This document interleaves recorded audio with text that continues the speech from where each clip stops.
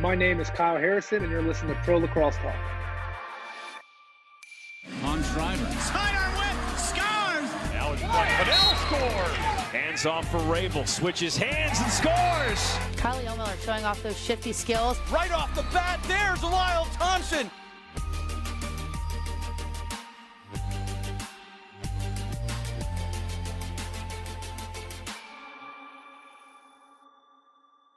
Welcome to another episode of Pro Lacrosse Talk. This is episode 119, the final episode of 2020, and possibly the biggest in history of the show from a topic standpoint, because the PLL and MLL have merged. Did not expect this. Today we are joined by Brian Andrews and Dan Arestia, contributors to PLT. They're going to be talking with us. Let's start off, guys. What are your reactions? We'll start with you, Adam, when you heard this news. Yeah, I was just so excited to hear it, really taken aback at the timing of it. Obviously, it was happening behind closed doors and finally got done. And I'm absolutely ecstatic for what it means for pro lacrosse and for fans to be unified, for the leagues to be unified, and for us to have one official outdoor league finally. I'm so stoked for it. How about you, Dan? When you heard the news, did you get any tips beforehand, or were you reacting to it as we all were? I know I got some tips that big news was coming. There was no context to it, and then found out as soon as everyone else did. But did you expect this at all? No, I did not. I was very, very surprised when I saw it.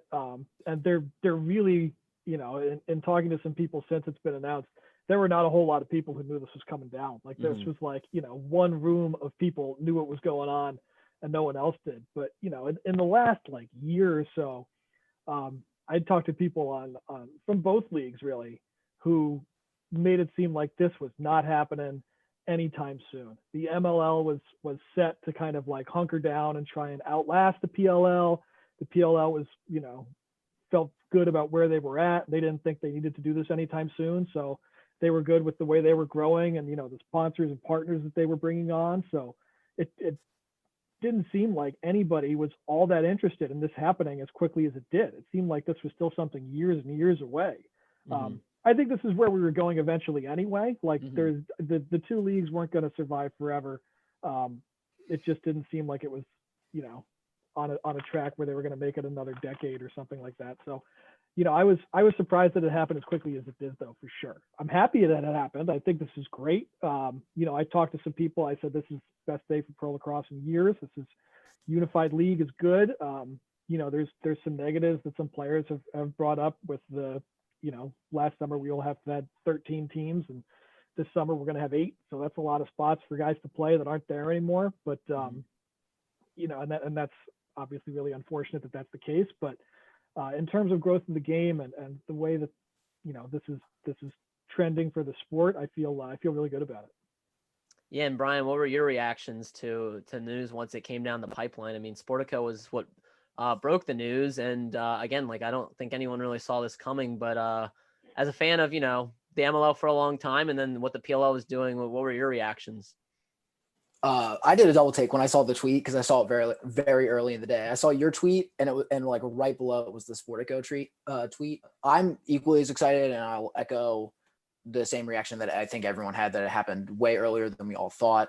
Thought at least 4 years down the line, maybe, depending on how well the PLL or MLL did with respect to who would take control, because the PLL won the branding war, I guess. Yeah. In the merger. And also I think it's big because their model seems to, both from a marketing and branding perspective and from just a logistics perspective with like paying the players and stuff, I think it has a lot of advantages compared to the MLL. So I'm really happy about that.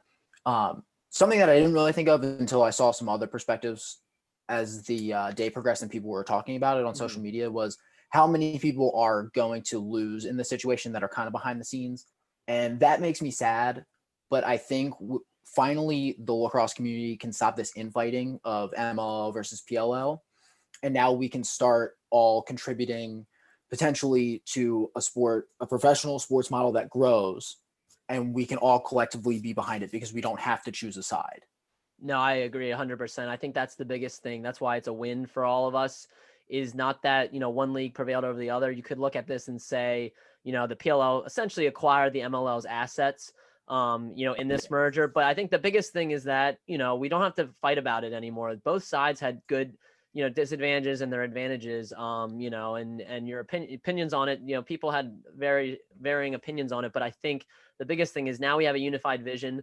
The MLL history is now able to be adequately realized too.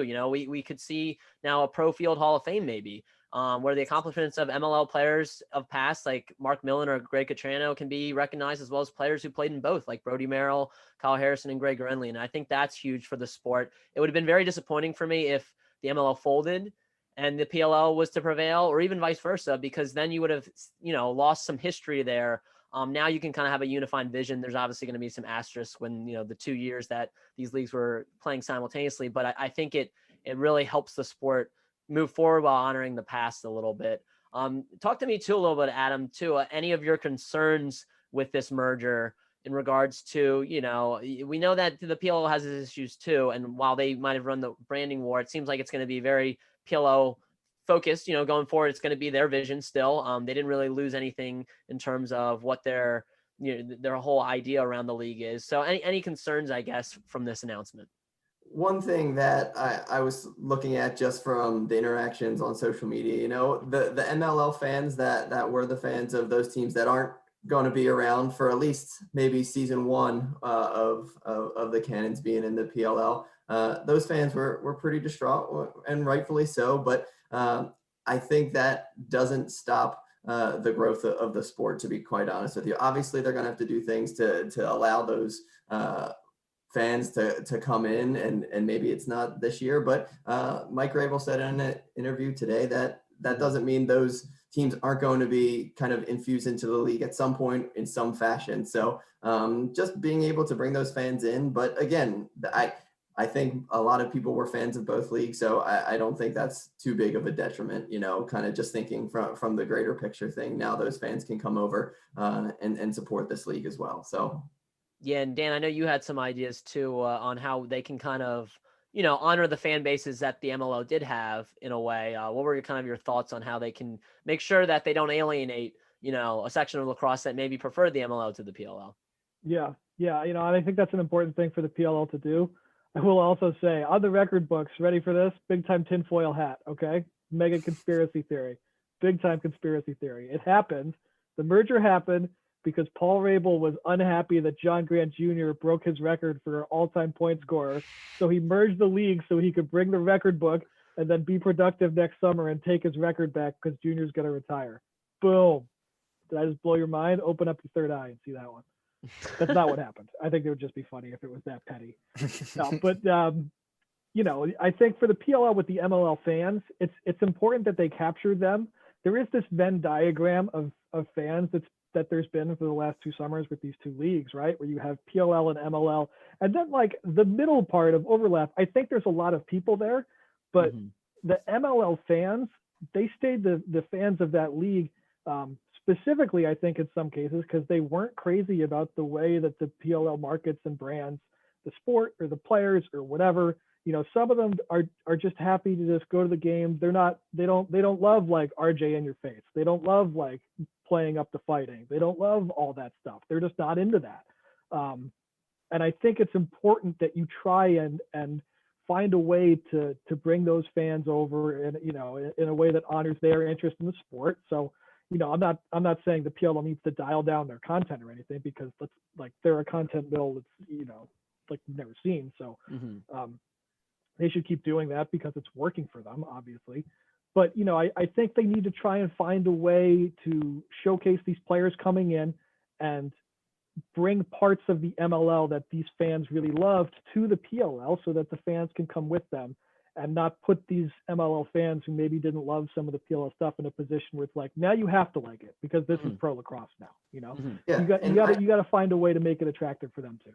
Yeah, and you saw kind of the excitement from the players also on all the social media accounts. They can utilize their old clips, right? Those photos. You saw so many guys kind of doing their rookie year photos, like K18 with the pride. That was an epic first headshot that he threw out there. It's exciting that those conversations can happen now, and I think that's a big part of hopefully bringing those fans over, is the ability to talk about the great parts of the MLL and kind of moving the pro game forward. I think one, especially with the players, I think it's going to be great to be able to talk about pro lacrosse, like from, say we still had 2 leagues, right? Mm-hmm. When the PLL would talk about players of pro lacrosse, they would just kind of like ignore the MLL's existence. And now we can celebrate all of the players. And Adam's example of that tweet is a really good example. Now we can finally cross that barrier without that weird corporate overlay or like looming corporate entity or something like that. And I think that's really great because it just opens up a level of dialogue. To Dan's point about catering to the MLL fans that don't like, X or Y from the PLL, I'm mostly echoing things that I've seen that I've actually really liked. For example, one of like the biggest things in the MLL is the Denver Outlaws July 4th game. So the PLL doing something to incorporate something like that would be potentially a great way to win over. Again, that's not my individual thought. I saw that on Twitter, but it's a great example of trying to rope those people in by not stripping the fans who may have just their allegiance to their hometown team, which is now gone. Mm-hmm. Have some lasting memory of that, or at least an honoring of that, could help win some people over in a way that kind of doesn't force them to change the marketing and branding that they might not like, but feel a level of inclusion rather than like a we won. Now we're doing the tour-based model. And that's what I think that's a great point because, I think that's what we could have gotten into a bigger issue if it was one league prevailing over the other. I don't think you would have seen a lot of this come together. Whereas, seeing all these posts from these PLL athletes posting their MLL days was encouraging. And I know, some people took issue. Kevin Crowley kind of felt like it was disingenuous with some people bashing the league prior to this merger. And then now, posting it. I think that was a very small sample size. Paul Rabel hasn't shied away from bashing the MLL. So, it's a valid criticism, but I think most people, we've talked to Kyle Harrison. He was not shy at all in talking about his MLL days, his LXM pro days when we interviewed him. A lot of these, players, I don't think really had any qualms. They just, wanted to be part of something different, and you can't fault them for that. So it was nice to see really the lacrosse community, in my mind, come together. That doesn't fix some of the issues with the PLL. I think we could see I think we should have some front offices come in, GMs eventually. I think that's an issue that I think the PLL will need to work through. Will we return to the city model eventually? I think that is a long-term thing. I don't think we'll see it for maybe, several years, but there's some things that definitely need to work itself out, but I think it's a big monumental day for lacrosse going forward. And that brings us to how the PLL is already kind of accommodating the MLL. They're bringing in the Cannons as the 8th team. So they're not going to, come up with a new team. I wish they maybe would have, brought in the Bayhawks and replaced them with the Water Dogs, but, they just had to get my Water Dogs dig in there. But I think that's big for them also to continue to, foster these relationships with MLL fans. What are your guys' thoughts on them bringing in the Cannons as Cannons Lacrosse Club, but in a way that they're actually opting for an expansion and entry draft as opposed to bringing in the full team? What are your guys' thoughts on that? Yeah, bringing in the team would have been fun. Like from a fan point of view, to just like throw the MLL champion into the PLL and see what happens. See how it goes. And the Cannons had a really, really good roster. The Cannons are going to have most of their roster, I imagine, taken, depending on how many rounds and players and all that, in expansion draft are going to get taken, So, even like a guy like Randy Stotts is probably, I would imagine, would be in the top 3 or 4 at worst guys taken. So, the team is really good. I think it's the right thing to do, though. If you're gonna bring all these players in, and you're gonna have this massive pool of players coming from the MLL, and you're also gonna have just a massively talented college draft, there's going to be a lot of spots to try and fill. And I think to try and open up as many of those spots as you can for college players, for other players in the league to try and fill, you're going to wind up with some really, really competitive rosters. And we've talked about this a little bit, or we've mentioned it a little bit, I guess, but like the number of spots for lacrosse players to play professional lacrosse in the summertime has taken a serious hit. It's gone way down because we only have 8 teams now. But I think a part of that is you have players who've been doing this, and I'd say in both leagues, I think, where some of them they have a really good day job during the week. They live near where they play lacrosse. It's nice to get the extra game check on the weekend for $1,000 or whatever, And it's not like, it's not a hobby. You're still a pro, but it's close.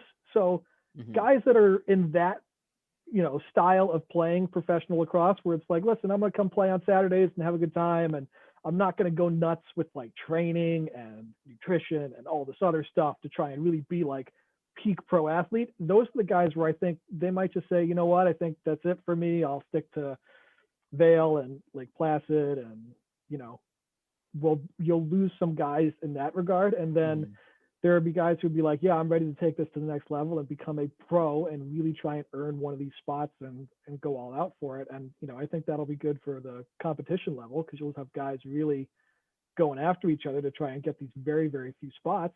But, I think the Cannons are going to be in a good spot if they get the first pick in the expansion draft, because it just means Lyle Thompson gets to be a Boston Cannon, which is pretty awesome.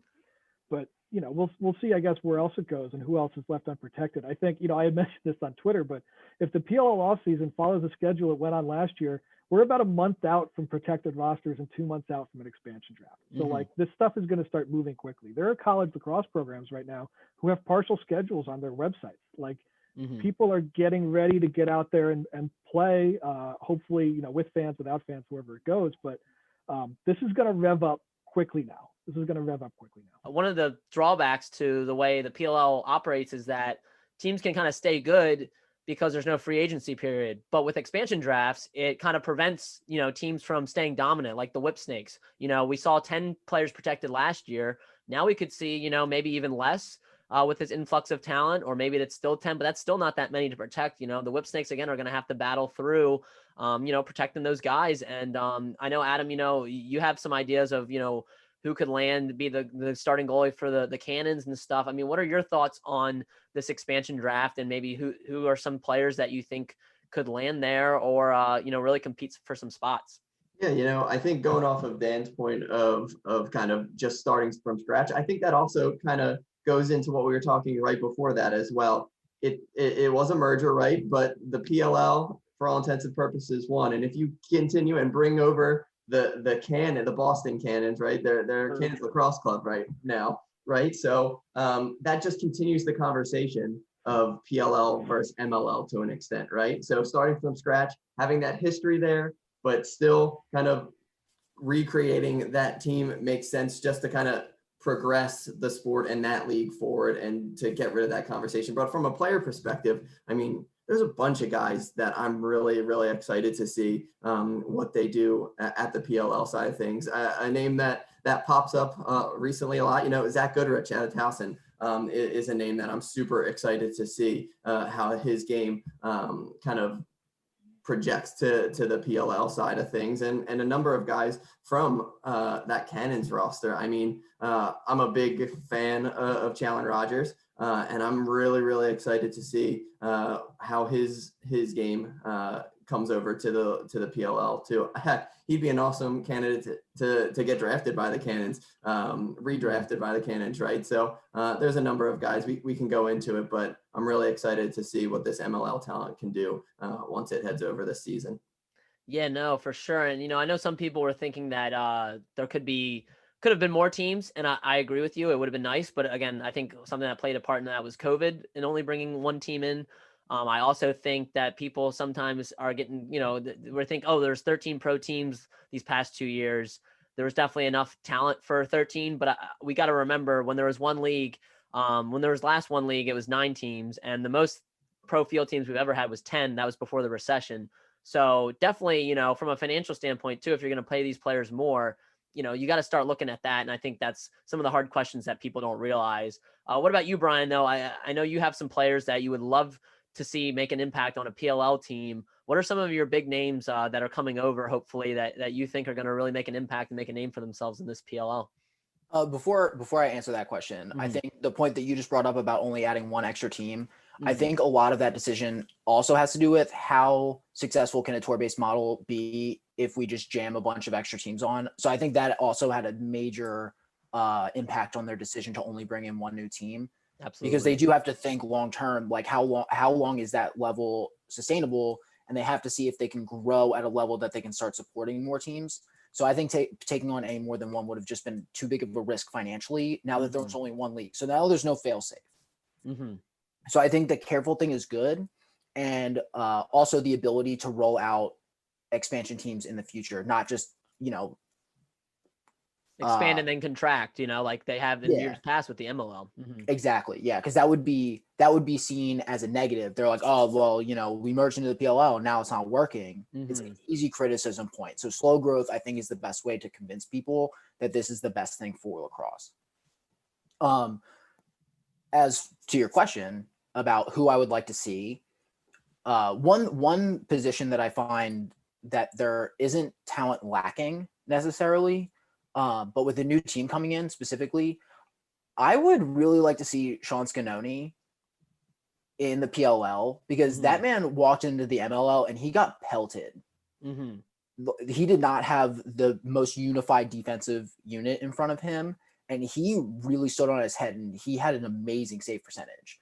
So I think it would be fun to see him in front of, a really established defensive unit with some guys who have worked together before, and to see like what he can really do for a defense. That's kind of my dark horse. I don't see many people talking about him very much, and I thought he really stood out over the summer for the MLL tournament. Another position, I'm defensive, so I'm gonna bring a less offensive perspective to the table here. But someone's stat line stood out to me a lot, and that's Alex Spring from the Lizards. He's their long stick midi, and his production level was outstanding. And when we look at the PLL top 50, for example, there are only two, arguably should have been three with John Sexton in the top 50. So there's room for LSMs in the league who can perform better as takeaway or in between the lines guys. And I think he could really contribute a lot to that on multiple different teams.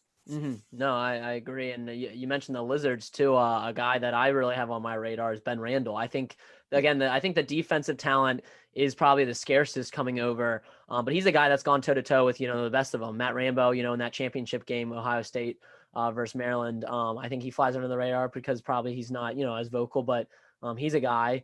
I know, Adam, you're really interested in the goalie situation, because we mentioned one in Sean Scanoni, but there's a lot of goalie talent, Brian Phipps, Nick Morocco, and then you still got Dylan Ward sitting on a bench in the PLL. So Adam, who's going to be the Cannons goalie, and could we see some of these MLL goalies take a PLL goalie spot? Yeah, it's going to be crazy to see. I was talking to you off pod about the whole Dylan Ward situation. I just laugh because I can't see Dylan Ward in anything but an Outlaws jersey in the MLL, and if it's the Cannons, it's gonna be wild to see, and I think he deserves to start. I said going into last season that if I considered him the best goalie in the outdoor game. I know Blaze had another unbelievable season, and even Coach Towers says they're 1A and 1B, so I think he deserves. Maybe he'll be used as trade bait, whatever the case may be, but he deserves to be starting in this league. And I definitely think that should happen next year, whether it's Cannons, Water Dogs, or whatever.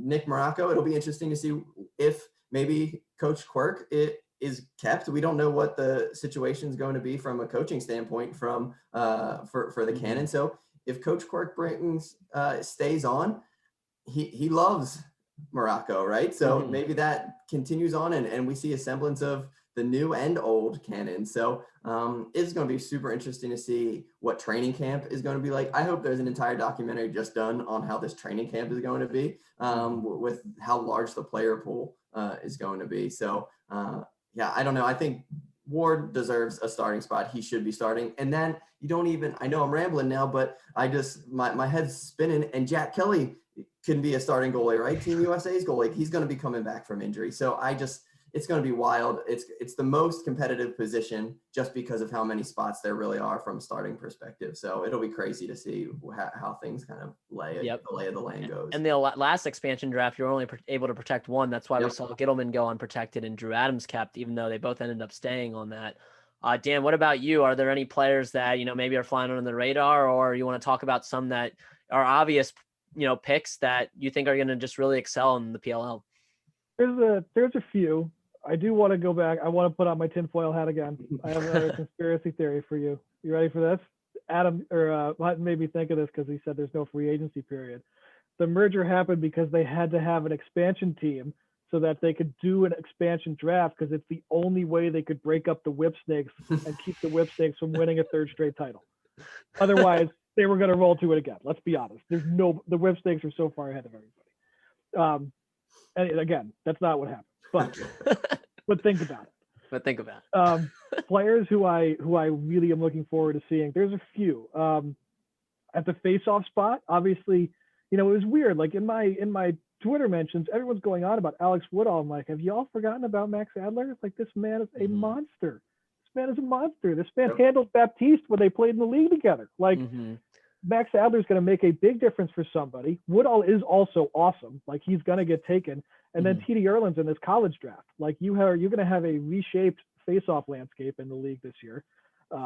Obviously already adding to guys like Trevor who are there, and then Joe Nardella, who was just named a top 5 player in the league and was a legit MVP candidate. So that spot's going to be wild. Another defenseman, I know you mentioned Ben Randall, but I'm a Michael Rexroad fan from Rutgers. I think he had a really good season. He did okay matching up with guys like Lyle even. He got some tough matchups in the MLL, and he handled himself pretty well. So I think Rexroad has a spot somewhere.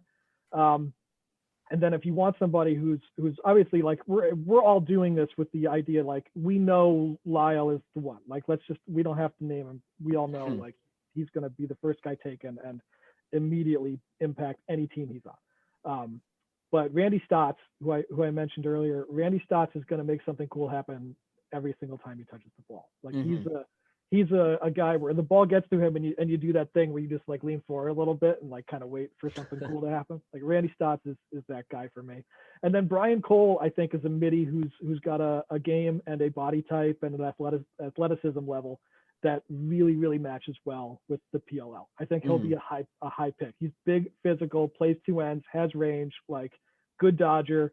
I think he's a guy who's gonna definitely make a roster and take somebody's spot on the first midline somewhere. Do they join each other in a deal? They were traded with each other last year, right? So are they? I still need to see Shane Jackson and Randy Stott's connection back together. We get to watch it with the Swarm, but I need to see it again in the field. They were on fire with the Blaze, no pun intended. I too, I'm really interested to see with these, like, the defensive side of things, but from an offensive standpoint too, MVP Bryce Wasserman, I really want to see where he lands, because he proved that he could play with the best when there was one league. I remember he had a nice story where, he was nervous going out to the practice for the Machine, and Scotty Rogers went up to him and said, "Hey, you belong here. Like, act like you belong here, because you do." So I think he's a guy that can make an impact. The tricky thing is he plays in a position where there's already oversaturation. So that's the only disappointing thing, is that, hopefully he gets a shot. Another guy, Mark Cockerton, again, lethal shot. I hope he lands on a team that can utilize his skill set, because there are some guys too that, are going to be competing for spots. And I saw a guy like Kevin Rice, who's actually a really talented player that just didn't mesh with that Archers attack. And then Grant Ammon came in and they performed a little bit better. But, that's the thing too, is going to come down to personnel. If we saw maybe Lyle and Connor Fields can end up together again, from like the Albany days, it's going to be interesting how everything shakes up. And that's where I think these coaches are going to have some tough decisions to make. Do they stick with the players they know, or do they maybe try to do some reunions of sorts, going into it? You could see some guys that might be fan favorites left unprotected because these coaches, could be looking to pick up some other guys. I don't know. It's going to be interesting for sure. Thank you for listening to another episode of the Pro Lacrosse Talk Podcast. Today I want to talk to you about our sponsor, Anchor. We've been using Anchor for the Pro Lacrosse Talk Podcast since the very start. Anchor gives you everything you need in one place, and better yet, it's free. They allow you to easily record and edit your podcast, and once it's published, they send it out to all the major networks such as Apple Podcasts, Spotify, Stitcher, and many more. They also connect you with advertisers so you can start making money from your podcast right away. So if you're thinking about starting a podcast today, download the Anchor app or go to anchor.fm to get started. Today I also want to talk to you about our affiliate Smart Backstop. Smart Backstop is different from traditional backstops in that it actually attaches to your net, preventing any missed shots up to 4 feet high and wide of the net. It can also be easily folded down behind the net for easy storage. Plus, this thing is built to last and is used by some of the top college teams. I'm someone who spent countless hours chasing missed shots in my backyard as a kid, and I wish I had this on my net. It would have saved me a lot of time and money on lost lacrosse balls. The best thing is right now Smart Backstop is giving listeners $20 off their purchase and free shipping. Just use the code PLT at checkout, place your order, and then get practicing. We also, in a little lesser news, had the PLL Top 50 released. Overall, I thought it was actually pretty straightforward. There's a few people for sure that I think were, maybe voted in name only, and it's voted by the players. But I know, Brian, you had some hot takes on the PLL Top 50. Talk to me a little bit about some guys that you think were really underrated that maybe weren't on the top 50 or just ranked way too low in your mind. I have more of an issue with some of the people who I thought were ranked lower than left off. I think there are plenty of people who are left off that should have been on the list. Mm-hmm. My least hot take of all time is that Paul Rabel probably shouldn't have been on the list. I think a lot of people agree with you on that one. Yeah, that's like my least hot take of all time. And for the listeners, I am an Atlas stan, so I'm gonna talk about Atlas players first. I thought that K-Van Raphorst was criminally underrated on this list.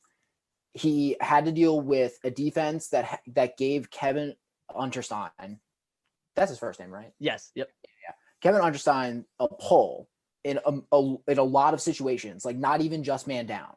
And no Durkin. No Durkin the whole time. So K-Van Raphorst, who tied for first in caused turnovers and was like second or third in non-face-off player ground balls. Like his production was high. He had the hardest matchup a majority of the time. He had no Durkin to lend experience. And of course, Concannon had a lot of reason why I think Atlas wasn't the worst defense from a statistics perspective. I think he was just criminally underrated. He was dealt no cards and he somehow made something out of it. So he should have been much higher. That's the thing that I'm probably the most upset about. He's the most underrated. Concannon slightly, I think, underrated. But I would have flipped Concannon with Troutner. I like Troutner, but I still think Concannon's a little bit better and doesn't get enough recognition, where the Troutner plays behind a solid Redwoods defense. And that's where I sometimes think there's a little too much hype there. But other than that, I think Furcaro and Farrell were really underrated, especially Connor Farrell. That man had an outstanding season. And the fact that he's 47, it makes no sense to me, especially when Baptiste is so high, which makes no sense. Just so people don't think I'm overly biased, I don't think Baptiste deserves to be on the list. And I don't think Durkin deserves to be on the list. I don't think Durkin played in enough games. I don't think Baptiste played well, especially since the Water Dogs face-off guys aren't on the list. Jake Withers and Semino, yeah. Yeah, neither of them made the list. So the fact that Farrell's so low, the Water Dogs players aren't on there, but Trevor Baptiste somehow is, it doesn't really make a lot of sense to me. Yeah, and that's the tricky thing with these rankings too. You don't know what the players are looking at. It should be in a vacuum, just that championship series, but oftentimes that's not the case, obviously. Even though it's kind of shaked out that way as you got higher up the list, I think. But yeah, no, I agree. It's interesting. I still think Baptiste probably finds his way on there, but you look at his stats, you're right. It wasn't as good as Connor Farrell and obviously not as good as Joe Nardello, who got the recognition he deserved. I have plenty of other people that I think are overrated, but I think I'll give you one of my hottest takes. And I think that Zach Currier being as high as he is not great. And I think that's going to be a super unpopular opinion. I know he was out for a slight amount of time, but most of his influence came from helping win faceoffs.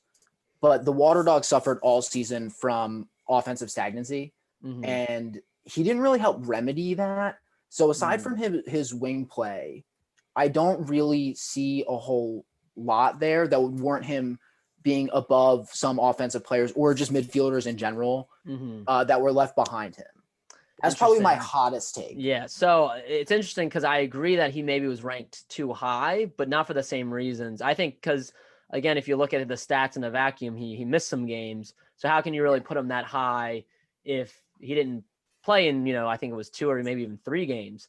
But from a ranking standpoint, again, if I was looking at an overall picture, I think he is one of those top, 15 players. But then again, from stats point, he didn't have the stats to back that up just because he was out. Did he he made a lot of impact where that don't show up in the stats, which is where I would argue for his case. But, it's definitely interesting point and, well taken. What about you, Dan? Did you have any thoughts on these rankings? Anybody that stood out? We don't have to talk about Rabel, we can talk about other people. Yeah. I think there are a couple people that were misses. I did I'm sure some of you have read it already on Pro Lacrosse Talk, my not top 50 team. I think it's also, remember, and I put it kind of as a caveat, but, guys like Joel White didn't play in this series. Matt Landis wasn't out there in this series. You have some really, really good players who didn't for whatever reason, make the trip to the bubble and everything and play. So those are guys where on any other year where they play, they're top 50 players. Like, they're going to be on the list. But the big misses for me were, number one was Brad Smith. Like, where the heck was Brad Smith? Brad Smith was a monster all year for the Whip Snakes. And I know there's like a million guys scoring goals, and Zed was scoring in bunches. And they have, an MVP in Matt Rambo and in Zed Williams now. So like, there's guys all over the place who are great. But Brad Smith and his line mate Jay Carlson both had awesome top 50 level years. I think if you were to poll the guys in the Whip Snakes, I think Rambo has even said, like, Jay Carlson's the smartest softball player I've ever played with. He's remarkably good. So those are guys. Christian Mazzone probably should have been on the list for me. I thought Mazzone had an awesome year. I don't know. I mean, if you want to argue with me about whether he's a top 50, top 60, whatever player, but I think he is an impactful guy. And again, like the numbers that he can put up, it's my favorite stat of his ever, but the year before he came here, when he was in the MLL, he was a midfielder who had 40 points and 40 ground balls in the same season. Nobody did that in either league other than Christian Mazzone. Like, that's insane. He will be on wings, he will be on defense, and he will score. He does it all. Like, his stock just is going up like crazy. And let me think if there's anybody else who seemed like it's like his tilt. Gives him more vision. Right. Yeah. Hey, he posted a photo today from the Atlanta Blaze where he actually had tilt, so it wasn't always like that. I know one guy too. I can jump in. I think you mentioned the archers with Mazzone. I think you like Obrecht. The other guy taken was very underrated. He drew a lot of the top matchups. I liked that Matt McMahon made I think he was on the list last year. He was very low. He moved up the ranks a lot this year, which was great. I mean, the fact that he wasn't nominated for Defensive Player of the Year, I think, was criminally insane. I think Dunn would have probably still won anyway, but the fact that he didn't get a nomination blows my mind. Led the league in caused turnovers. But Gobrecht, I think, should get a lot of credit on that Archers defense as well for stepping in. And, you lose Jackson Place to injury, and he stepped in seamlessly and drew a lot of those top matchups. So I think he should get a lot of credit, even though he wasn't on this list. What about you, Adam? Do you have any thoughts on the top 50? I'll give you one more. If you ever ask me, you don't even have to tell me where he is on the list. Just tell me is Brent Adams too low? Yes. Brent Adams is always too low. Brent Adams was playing attack for the Redwoods. Brent Adams almost hit like the dopest air gate ever. He's a ridiculous player. And again, like he is like that, the Redwoods midi for that team. Like when you're looking at Redwoods middies, Brent Adams is a Redwoods midfielder, right? He's doing both ends. He can hit twos. He's an awesome dodger. Like he came in barely making the list at number 50. He should be higher. Every time he should always be higher. Brent Adams should always be higher than he is.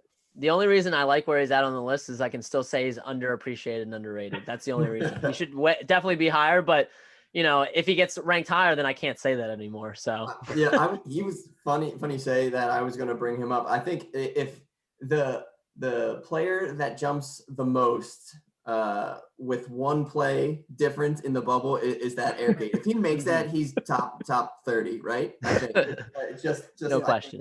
That's just absolutely the case. And then Dan brought him up in his article as well. Austin Stotts is just a guy that's phenomenal, and I'm really excited to see what he can do next year as well. And then a guy I've been a stand for pretty much forever is Ryan Ambler. I don't know if he makes the list, but I don't know why he doesn't get talked about. No one ever brings up Ambler ever. And I just don't understand. I think he just silently is one of the most productive guys in the league. Doesn't put up the most gaudy stats in the world, but he's fantastic and does everything that Archer squad asks of him. I agree. Too. And he had like in the clutch goal department, he was near the top of the league, I think. Yeah, and he was one of those guys that they made a point to protect too. Is another thing where Danny Ipe had a really great first season, kind of fell off the map this year, but I think it's a testament to what Ambler means to that offense. Especially pairing up with Tom Schreiber. Definitely interesting top 50. Again, overall, I didn't think it was actually too bad at all. I think the players got a lot of it right. You could probably argue 1 and 2 till the end of the day. I think Eli Gobrecht summed it up best, though. If you had to ask a defender who they'd rather cover, Tom Schreiber or Matt Rambo, they'd say no. So I think that was what summed it up pretty well. I thought Rambo might have landed at number 1 again. I think he got, was maybe a little underrated just because of how impactful Zed was this year, but Rambo was still the wheel that made that turn. But overall, Tom Schreiber is by far one of the best players in the world, if not the best. Lyle might give him a run for the money next year in the PLL, but it'll definitely be interesting to see everyone in the same league. Again, Dan mentioned his article on Pro Lacrosse Talk about the not top 50. So Dan took all the players that didn't make that list and fielded a roster that I think, could probably make up the Cannons squad if you really wanted to. There's so much talent in this league, more talent's being added. Very excited about this merger and what it means for the sport going forward. But I know, Dan, before we go too, I plugged your article, but you wanted to also plug something else if you want to, plug that as well. Yeah, guys, he didn't ask me to do it, and he doesn't even know I'm going to do it right now, but Frank Brown is doing a really, really awesome charity holiday drive this year. You can read about it at cousinbrownie.org.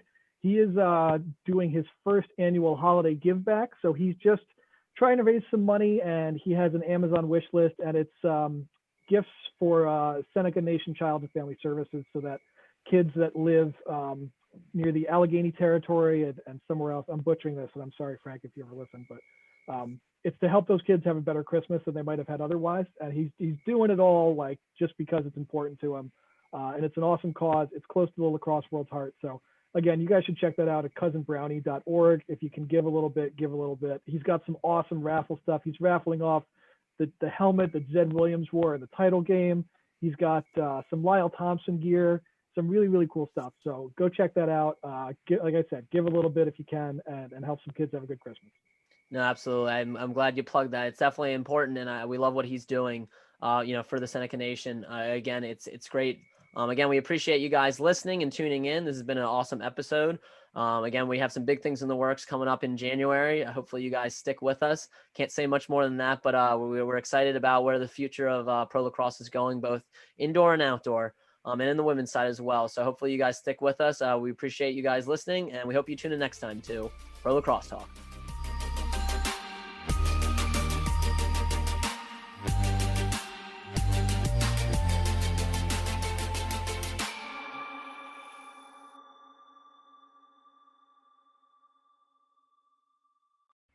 Today I also want to talk to you about our affiliate, Players Academy. Are you looking to improve your lacrosse game from home? Players Academy, started in part by multiple Hall of Fame lacrosse players including Jay Jalbert, currently offers premier lacrosse online video instructional training courses from 2 of the top players in the world today, Atlas attackman Rob Pennell and Archers midfielder Tom Schreiber. You can learn how to run the two-man game, perform Rob Pennell's signature question mark dodge, attack from X, work the island, and more in these fun-to-watch lacrosse courses. We've also teamed up with Players Academy to offer a special $25 off your Players Academy course of choice. Simply use the code PLT at checkout and start learning from the best in the game today.